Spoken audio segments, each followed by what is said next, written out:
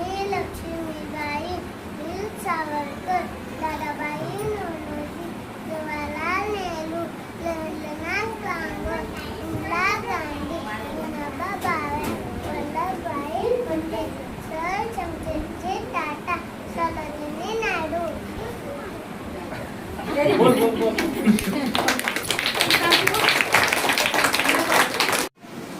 अतिशय उच्च गुंजन वर्ग व माझ्या बालमित्रांनो, मी आज तुम्हाला 15 ऑगस्ट निमित्त महात्मा गांधींबद्दल माहिती सांगत आहे.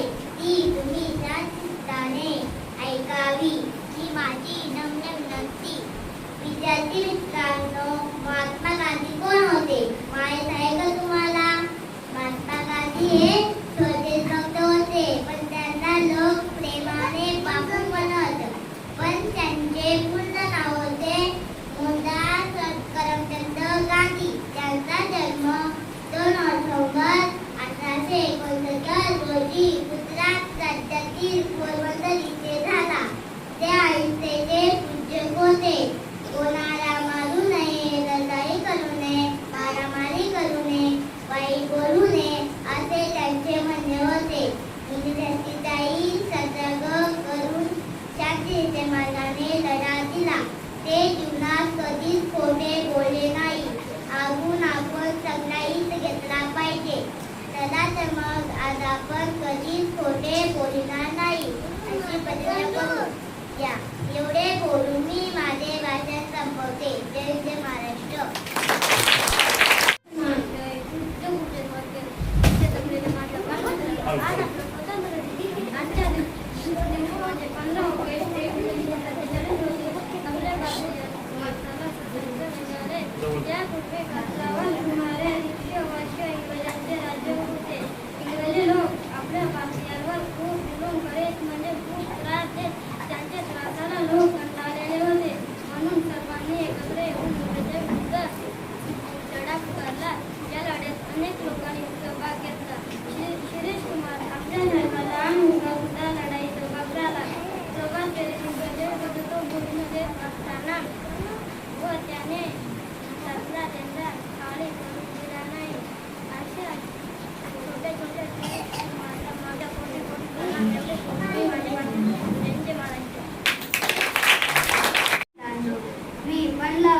बद्दल तुम्हाला माहिती सांगत आहे. ती तुम्ही शांत चिंताने ऐकावे अशी माझी नम्र विनंती. आज आपला स्वातंत्र्य दिन. आज आपला देश इंग्रजांच्या गुलामगिरीतून मुक्त झाला आणि म्हणून आज आपण आपल्या शाळेत सकाळी प्रभात फेरी काढतो, घोषणा देतो आणि म्हणून आज आपण संतांना मुले भाषण करतात आणि म्हणून आज आपण आपल्या शाळेत झेंडा वंदन करतो आणि हा दिवस आपल्यासाठी खूप महत्त्वाचा आहे. हा दिवस आपला सुवर्ण अक्षरात बोलला गेला आहे. हा दिवस आपल्या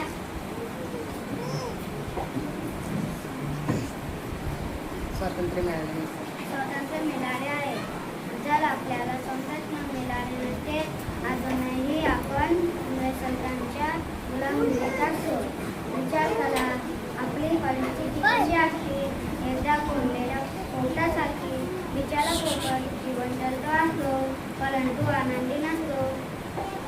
आणि म्हणून आज आपल्याला स्वातंत्र्य मिळाले आहे.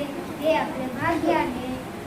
आज आपण अनेक लोकांनी आपले रस्ते सांगितले आहे.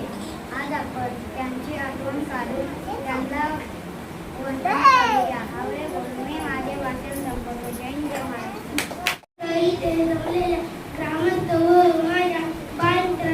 आज आपला स्वातंत्र्य दिन 15 ऑगस्ट 1947 रोजी आपला देश स्वतंत्र झाला. आपल्या देशावर सुमारे 150 वर्षे इंग्रजांचे राज्य होते.